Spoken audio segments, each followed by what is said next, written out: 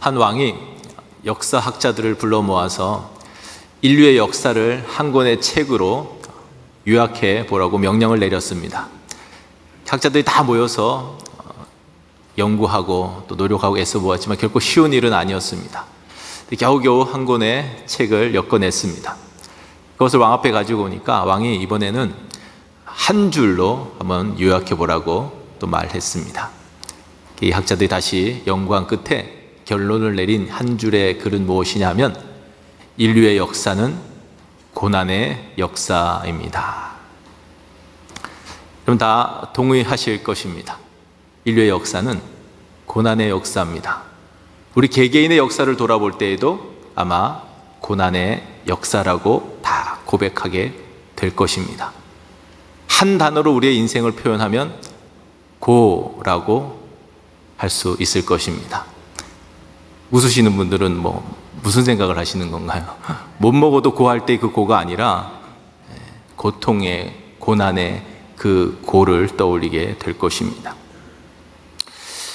지금껏 살아오면서 고통이 없었던 순간이 아마 없었을 것입니다. 어떤 날은 너무너무 힘들어서 너무나도 무거운 짐이 어깨를 짓누르고 있어서 견디기 힘든 순간이 있었는가 하면 비교적 조금 견디기 수월한 고통은 있었을 수 있겠지만 고통이 전혀 없는 순간은 아마 한순간도 없었을 것입니다. 지금 이 자리에는 도무지 끝날 것 같지 않은 기나긴 터널을 지나가는 분들도 계실 것이고 도저히 헤어나올 수 없을 것 같은, 도저히 감당할 수 없을 것 같은 큰 시험이 여러분 앞을 탁 가로막고 있는 것 같은 그런 순간에 놓여져 있는 분들도 있으실 것입니다. 예수님을 믿는다고 해서 고난이 없는 것이 아닙니다. 예수를 믿어도 고난이 있고 예수를 믿지 않아도 고난이 있습니다. 어디서 달라지느냐? 고난을 대하는 태도에서 차이가 날 뿐입니다. 고난 자체가 축복은 아닙니다. 고난이 고난으로 끝나기만 한다면 그것이 무슨 축복이 될 수가 있겠습니까? 오히려 고난 속에서 내가 더 거친 사람이 되어지고 불평과 원망만 늘어간다면 그것이 무슨 축복이 될 수가 있겠습니까? 그러나 고난 속에서 나를 향하신 하나님의 뜻을 발견하고 이 고난을 통과하고 난 다음에 하나님의 뜻이, 하나님의 목적이 이루어졌을 때에 그때 비로소 우리는 고백할 수 있는 것이죠. 고난은 유익이었습니다. 고난은 변장하여 찾아온 축복이었습니다 라고 비로소 그때 고백할 수가 있는 것입니다. 67절 말씀 같이 한번 읽어보겠습니다. 67절 시작.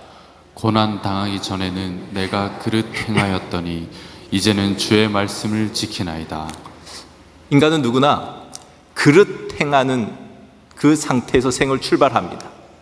불순종의 인자를 타고 태어났기 때문에 그릇 행하는 자리에서 다시 시작합니다. 그런데 이것이 변화되어져서 다시 순종하는 사람으로, 말씀대로 살아가는 사람으로 변화되어지는 사람이 성공한 인생이고 진정 복 있는 인생이라고 할 수 있습니다. 성공과 실패의 기준이 다른 데 있는 것이 아닙니다. 이 불순종의 자리에 있었던 사람이 순종의 자리로 옮겨졌느냐 아니냐, 이것만이 유일한 기준이 된다는 것입니다. 근데 이것이 하루아침에 그냥 뚝딱하고 갑자기 옮겨지는 것이 아니라 고난의 시간을 충분히 통과할 때에 그 자리에 서게 된다는 것입니다. 그러하기에 우리는 고백할 수 있는 겁니다. 고난이 유익입니다. 이 성공의 자리에, 이 복된 자리에 세워주는 요소가 고난이기 때문에 그렇습니다. 이 고난의 학교를 통과하지 않고 자동으로 척하고 간 사람은 세상에 단 한 사람도 없습니다. 이 자리에 가기 위해서 반드시 거쳐야 하는 것이 광야의 학교이고 고난의 학교라는 것입니다. 그래서 마더 테레사는 이런 말을 했습니다. 고통은 성장의 법칙이요, 우리의 인격은 세상의 폭풍우와 긴장 속에서 형성되어지는 것이다. 저절로 성장하고 저절로 성숙하고 저절로 우리의 인격이 완성되어지는 것이 아니라는 것입니다. 세상의 폭풍우를 맞으면서 이런저런 긴장 관계 속에서 살아가면서 우리의 인격이 다듬어지고 모난 부분들이 다듬어지면서 성숙한 인격의 사람으로 세워지게 된다라는 것입니다. 녹슨 쇠붙이는 아무 쓸모 없는 존재입니다. 그런데 그 녹슨 쇠붙이가 용광로 속에 들어갈 때, 거기서 담금질이 되어질 때에 강철로 쓸모 있는 존재로 변화되어지는 것이지요. 그래서 욥은 고백하는 것입니다. 나의 가는 길을 오직 그가 아시나니. 나는 잘 모르지만 그분이 아신다는 거예요. 나를 지금 목적에 따라 이끌어 가신다는 겁니다. 나를 연단시키고 준비시키시고 훈련시키셔서 이끌어 가시는데 어떤 존재로 만들어 가시느냐? 순금같이 되어 나오리라. 나를 단련하신 후에 순금과 같은 존재로, 정금과 같은 존재로 만드시려고 오늘 우리를 준비시키시고 훈련시키시고 단련시키시고 연단시켜 가신다라는 것입니다. 온실 속의 화초처럼 자라난 사람은 크게 쓰임 받을 수 없습니다. 이 사람 만나고 저 사람 만나면서 이리 치이고 저리 치이고, 이런저런 사건과 이런저런 상황을 만나면서 이리 치이고 저리 치이고, 그렇게 훈련되어진 사람, 그렇게 단련되어진 사람만이 하나님의 뜻을 온전히 발견할 수 있고 하나님의 뜻에 합당하게 쓰임받을 수 있는 거룩한 도구가 될 수가 있다는 것입니다. 하나님께서 오늘 우리를 고난의 학교를 통과하게 하시는데 그 목적은 여러분을 복되게 하시기 위해서입니다. 신명기 8장 16절 말씀 읽어보겠습니다. 시작. 내 조상들도 알지 못하던 만나를 광야에서 내게 먹이셨나니 이는 다 너를 낮추시며 너를 시험하사 마침내 내게 복을 주려 하심이었느니라. 이스라엘 백성들이 애굽에서 종살이 하던 때에 건져내셔서 광야의 길을 통과하게 하신 이유가 뭐라고요? 마침내 복을 주시려고, 복을 주시려고 줄이게 하시고 낮추시고 시험하시고 하셨다는 겁니다. 근데 그 복이 뭐냐? 8장 2절 3절에서 이어서 보면은 줄이시고 낮추시고 시험하신 이유가 뭐냐? 하나님의 말씀을 지키는지 지키지 않는지 알아보려 하셨다는 것입니다. 사람이 떡으로만 살 것이 아니라 하나님의 입에서 나오는 말씀으로 사는 존재라는 것을 깨닫게 해주시기 위하여서 광야길을 거치게 하셨다는 것입니다. 일주일이면 갈 수 있는 그 거리를 40년간이나 훈련시키신 이유가 뭐냐? 마침내 복 주시기 위함인데 그 복이 하나님의 말씀대로 사는 사람으로 만들어가는 것, 그게 복이라는 것입니다. 하나님께서 아브라함을 부르셨습니다. 부르신 이유가 뭡니까? 복이 되게 하시려고, 복의 근원 되게 하시려고, 축복의 통로 되게 하시려고. 또 우리는 복을 생각할 때에 가나안 땅을 차지하는 것, 풍성한 땅을 차지하는 것, 그걸 복이라고 생각합니다. 자녀들이 번창하는 것, 하늘의 별과 같이 바다의 모래와 같이 무수히 많아진 것, 이걸 복이라고 생각합니다. 물론 그것도 복입니다. 그건 복의 결과물일 뿐입니다. 그곳에 앞서서 하나님께서 말씀하신 것이 있습니다. 말씀대로 사는 사람 되게 하시려고. 창세기 18장 19절 말씀 읽어보겠습니다. 시작. 내가 그로 그 자식과 건소에게 명하며 여호와의 도를 지켜 의와 공도를 행하게 하려고 그를 택하였나니 이는 나 여호와가 아브라함에게 대하여 말한 일을 이루려 함이니라. 택하신 이유가 뭐라고요? 의와 공도를 행하게 하려고, 의로운 사람이 되게 해서 의로운 삶을 살아가게 하려고, 그래서 택하셨다는 겁니다. 그걸 먼저 이루신 이후에 다른 요소들을 다 주시는 거예요. 여러분, 의롭게 산다는 것이 무엇이겠습니까? 여러분, 너무 복잡하게 생각하시면 안 됩니다. 추상적으로 생각하시면 안 됩니다. 예수님께서 분명하게 명확하게 말씀해 주셨어요. 불의한 재판관 이야기를 하시면서 뭐가 불의냐? 하나님 두려운 줄 모르고 사람 무시하는 게 그게 불의야. 그럼 반대로 의가 무엇이겠습니까?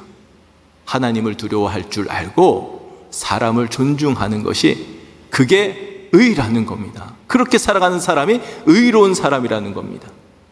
성경을 요약하면 딱 두 가지가 남습니다. 하나님을 사랑하고 이웃을 사랑하라. 그걸 더 요약하면은 새 계명을 주신다고 말씀하신 것이 뭐냐? 서로 사랑해라. 하나님께서 왜 아브라함을 부르시고 왜 아브라함의 자손들을 오늘 여러분들을 세우셔서 이 세상 가운데 두셨느냐? 먼저 내가 너희들을 사랑한 그 사랑을 깨닫고 그 사랑으로 서로 사랑하면서 살아가라. 사랑이 뭔 줄 모르는 세상 속에 들어가서 그들을 사랑하면서 살아가라. 사랑의 역사를 일으키면서 살아가라. 그것이 오늘 저와 여러분들을 부르신 이유라는 것입니다. 일본의 성자 가가와 도요이코라는 분이 있습니다. 일본은 크리스찬 비율이 그렇게 높지 않습니다. 그런데 믿는 사람은 다 제대로 믿습니다. 한국은 25% 이렇게 하지만 거품이 많죠. 정말 신실하게 믿는 사람들은 그리 많지 않습니다. 근데 이분이 빈민촌에 들어가서 목회를 하시는데 거기는 다 몸 파는 여인들, 또 이렇게 술 마시고 이렇게 노동자들인데 그냥 거칠게 살아가는 그런 사람들이 모여있는 그런 현장이었습니다. 그 친구가 한 분이 어떤 사역을 하고 있는지 또 어떻게 잘 하고 있는지 걱정도 되고 해서 찾아와 봤습니다. 그날도 어떤 사람이 술에 취해서 들어와서 막 횡패를 부리면서 돈을 내놓으라고 막 하는 겁니다. 가가와가 자기 가지고 있던 돈을 꺼내서 줍니다. 이 사람이 돈을 받아가서 어디에 쓰나 봤더니 또 술집에 가서 술 마시고 횡패를 부리고 도박을 하고 막 그런 모습이 보이는 거예요. 이 친구가 기가 막혀서 아니 이렇게 할 줄 모르고 줬단 말이냐. 그럴 줄 알았다고. 처음이 아니란 말이냐.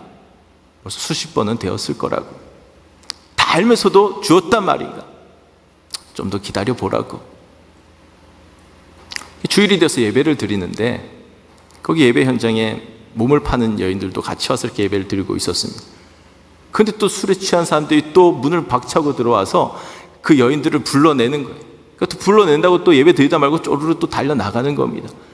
그때 한 사람은 술에 취한 사람이 예배당 안에다가 다 토해버렸어요. 그러니까 이 친구가 너무너무 기가 막힌 거예요. 이게 예배란 말이냐, 이게 선교란 말이냐, 이게 네가 하는 사역이란 말이냐. 당신은 위선자야. 당신은 악을 조장하는 자에 불과할 뿐이야. 그자의 가가가 이렇게 말했습니다. 자네는 아직 모르네. 저 사람들이 앞으로 어떻게 될지. 저 사람들이 나를 밥 먹듯이 속인다 할지라도, 내가 저들의 칼에 맞아 죽는 일이 있다 할지라도 내가 저들에게 행한 그 사랑은 그들의 마음속에 계속해서 관통하고 있을 것이라네. 우리 주님이 우리에게 그렇게 하지 않았는가? 악에 의해서 죽으셨지만 우리 주 예수님께서 뿌려놓으신 사랑의 씨앗이 여전히 남아있어서 그것이 사랑의 나무가 되어서 사랑의 열매를 이 세상 속에서 얼마나 많이 맺고 있지 않느냐. 그때는 이 친구는 그 말을 이해하지를 못했습니다. 가가가 먼저 세상을 떠났고 그 현장을 보니까 그가 뿌려놓은 씨앗이 사랑의 나무가 되어서 열매를 맺고 있는 것을 보게 된 것입니다. 주님의 사랑에 감동한 가가와가 그 사랑의 마음을 가지고 다른 사람들에게 행했던 그 사랑의 마음이 사람들의 마음을 관통하고 있는 것을 보게 된 것입니다. 신실한 크리스찬들이 그곳에 세워지고 거룩한 교회가 세워지는 것을 보면서 그제서야 그 말이 깨달아지게 된 것입니다. 지난번에 소개했던 진재형 목사님이란 분이 계십니다. 지구촌교회 초대형교회 담임 목사님이셨는데 8년간의 사역을 탁 내려놓고 아프리카 케냐로 험한 지역으로 낮은 지역으로 하나님의 부르심에 순종해서 가는 그런 분입니다. 이분이 쓴 글을 이렇게 하나 보게 되었는데, 이민교회를 하던 분이, 이민교회 미국에서 목회를 하던 분이셨는데 참 힘들었다는 겁니다. 힘들게 하는 사람들이 많이 있었다는 거예요. 그래서 매일 기도했답니다. 내가 이 교회를 떠나는 날 나를 힘들게 한 5명, 이 사람 명단을 내가 온 성도 앞에서 공개하고 떠날 수 있게 해주십시오라고 매일 기도했대. 근데 정작 하지 못하고 이제 떠나오게 되었다는 겁니다. 시간이 많이 지났는데 돌이켜보니까 그때 그 말을 하지 못한 것이 아쉬운 것이 아니라 내가 왜 좀 더 사랑하지 못했을까? 내가 왜 좀 더 품지 못했을까? 내가 왜 좀 더 그들을 위해서 기도하지 못했을까? 그게 아쉬움으로 남아있다라는 것입니다. 말씀을 준비하면서 내가 하나님 앞에 서게 될 때 하나님께서 나에게 어떤 질문을 하실까? 이 질문을 하실 것 같다는 생각이 들었습니다. 너는 얼마나 사랑하는 사람이 되었느냐? 너는 세상 속에서 얼마나 사랑할 수 있는 사람이었느냐? 너는 얼마나 사랑의 씨앗을 많이 뿌려놓고 왔느냐? 네가 나의 사랑을 얼마나 많은 사람들의 마음속에 관통하게 하였느냐? 하나님께서 우리에게 그렇게 질문하지 않으셔도 우리가 임종을 앞두고 있는 그 순간에 무엇을 후회하실 것 같습니까? 나에게 태클 들어오는 사람에게 내가 더 크게 태클하지 못한 것, 나를 찌르는 사람에게 내가 더 크게 찌르지 못한 것, 나 무시하는 사람에게 내가 더 크게 무시하지 못한 것, 여러분 그런 게 후회로 남겠습니까? 마지막 떠나는 그 순간에 내가 왜 좀 더 사랑하지 못했을까? 내가 왜 좀 더 참지 못했을까? 내가 왜 좀 더 인내하지 못했을까? 내가 왜 좀 더 품지 못했을까? 왜 더 사랑하지 못했을까? 왜냐하면 사랑만 남기 때문에 그렇습니다. 우리의 삶의 여정 속에서 사랑만 남기 때문에 그렇습니다. 사랑의 흔적만 남기 때문에 그렇습니다. 사랑의 씨앗만 남기 때문에 그렇습니다. 69절 말씀 읽어보겠습니다. 69절 시작. 교만한 자들이 거짓을 지어 나를 치려 하였사오나 나는 전심으로 주의 법도들을 지키리이다. 여러분 주변에 교만한 자들이 항상 있을 것입니다. 여러분을 무시하고 여러분을 걸어 넘어뜨리려고 하고 여러분이 가지고 있는 것을 빼앗으려고 하고 그런 사람들이 여러분이 살아가는 삶의 현장 가운데 있을 것입니다. 하나님께서 원하시는 것은 여러분이 더 교만한 자가 되고 더 거친 자들이 되어서 그들과 싸워서 이겨내라고 하나님께서 요구하시는 것이 아니라 그런 삶의 현장 속에서 주의 법도들을 지키는 사람이 됐냐 아니냐. 주의 법도를, 다시 말해서 말씀의 삶을 살아내는 사람, 사랑의 법을 실천하는 사람, 그런 사람으로 살아내라고 오늘도 우리에게 말씀하시는 것입니다. 71절 72절 같이 읽어보겠습니다. 시작. 고난 당한 것이 내게 유익이라. 이로 말미암아 내가 주의 율례들을 배우게 되었나이다. 주의 입의 법이 내게는 천천 금은보다 좋으니이다. 고난 당한 것이 내게 유익이라, 이렇게 고백하고 있습니다. 이유가 뭐라고요? 주의 율례들을 배우게 되었다는 겁니다. 말씀대로 사는 법을 배우게 되었다는 겁니다. 그러니까 고난이 유익이 되는 겁니다. 그 자리에 가지 못한 사람에게는 고난이 유익이 아닌데 고난이 나를 그 자리까지 인도해 주었기 때문에 고난 당하는 것이 내게 유익이라. 이 유명한 고백을 이 상황 속에서 하는 겁니다. 그 경지에 도달하게 되면 말씀이 돈보다 좋아집니다. 주의 말씀이, 주의 입의 말씀이 천천 금은보다 훨씬 더 좋아지게 됩니다. 말씀이 꿀송이보다 더 단 거예요. 그게 더 행복한 거예요. 어떤 청년이 일과를 마치고 집으로 돌아오는 길이었습니다. 그때 사탄이 그에게 나타났습니다. 그리고 한 게임을 제안합니다. 10개의 병이 앞에 놓여져 있습니다. 이 중에 9개는 꿀물이고 하나는 독약이라고 말합니다. 네가 이 중에 하나를 선택해서 마셨을 때 그것이 꿀물이라면 내가 너에게 많은 돈을 줄 것이다 라고 제안합니다. 이 청년이 잠시 고민합니다. 그러다가 그 게임을 받아들입니다. 그리고 하나를 딱 집어서 마셨는데 꿀물이었습니다. 와, 이겼다, 빨리 돈 내놓으시오 하니까 큰 돈을 사탄이 그 청년에게 건네줍니다. 떠나려고 하는 그 청년을 붙잡고 다시 말합니다. 난 항상 이 자리에 있을 것이니까 언제든지 돈이 필요하면 다시 나에게 오게. 이 게임은 계속 진행되는 것이라네. 이 청년이 갑자기 돈이 많아지니까 인생이 바뀌어지기 시작합니다. 다니던 직장 그만두고 술로, 도박으로 허랑방탕한 삶을 살아가기 시작합니다. 그러다가 돈이 떨어지면 다시 와서 이 게임을 진행합니다. 또 이기고 또 돈을 받아서 또 가고, 그러면서 점점 건강은 악화되어져 가고 가정은 파탄나기 시작합니다. 그러다가 시간이 많이 지나서 이제 노인이 되었습니다. 마지막 게임을 하러 딱 와보니까 이제 2개의 병만 남아 있습니다. 떨리는 손으로 하나의 병을 집어서 삼켰습니다. 여전히 꿀물이었습니다. 와, 마지막까지 내가 이겼다. 빨리 돈 내놓으시. 그러자 이 사탄이 나머지 1개의 병을 자기가 들이킵니다. 이래도 네가 이긴 줄 안다고 생각하느냐? 어차피 처음부터 독약은 이곳에 없었단다. 너는 꿀물이라고 하는 그 독약을 계속해서 마시면서 살아온 것이고, 나는 돈으로 너의 인생을 산 것이다. 이래도 네가 이겼다고 생각하느냐? 돈은 필요악입니다. 자본주의 시대를 살아가는 오늘 우리에게 돈은 필요합니다. 근데 그 필요까지만 생각하면 괜찮은데, 그걸 넘어서서 그 이상의 것을 욕심부리면서 살아가다가는 처음에 여러분이 돈을 가지면서 살아가는 것처럼 보여지지만 돈이 여러분을 갖기 시작합니다. 돈이 여러분을 다스리기 시작합니다. 그러면 하나님의 다스림으로부터는 점점 멀어질 수밖에 없는 것입니다. 부자가 뭐라고 생각하십니까? 성경은 우리에게 분명하게 말씀하십니다. 부자가 천국에 들어가는 것은 낙타가 바늘구멍보다 들어가기보다 어렵다. 거기서 부자의 개념은 뭐냐 하면, 하나님께서 여러분이 가지고 있는 그것을 나를 위해서 내려놓을 수 있니? 라고 물으실 때에 예, 하나님 하고 내려놓을 수 있는 사람은, 그 사람은 부자가 아닙니다.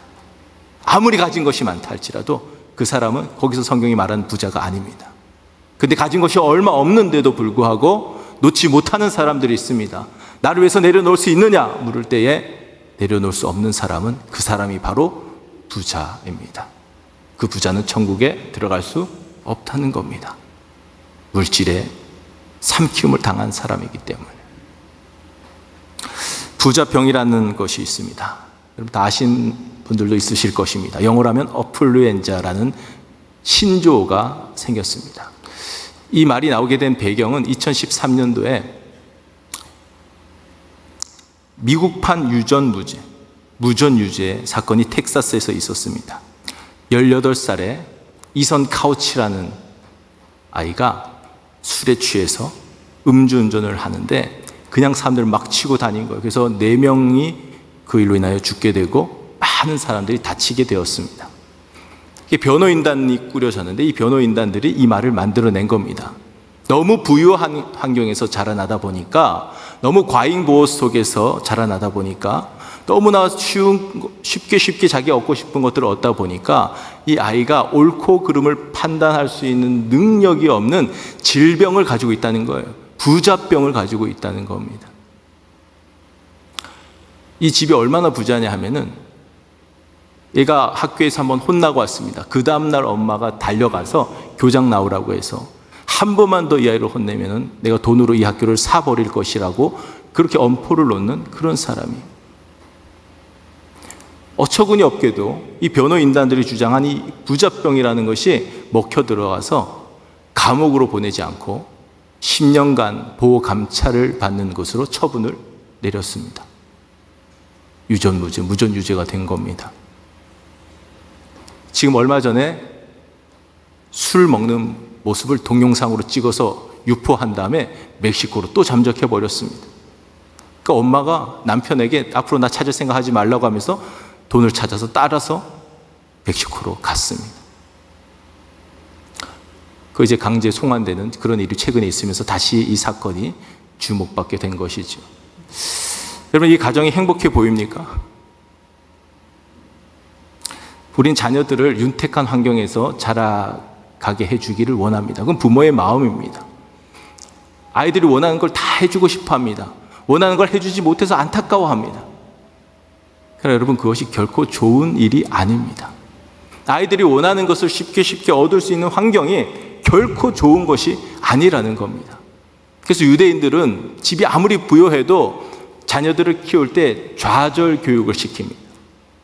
일부러 안 주는 것, 줄 수 있다고 척척 다 안 주는 것, 충분히 좌절을 경험해보게 하고, 그 소중한 것을 얻기 위해서 기다리는 시간을 필요로 하게 하고, 충분히 애쓰고 노력해서 얻을 수 있게 하는 것이지 달란다고 척척 안 준다는 겁니다.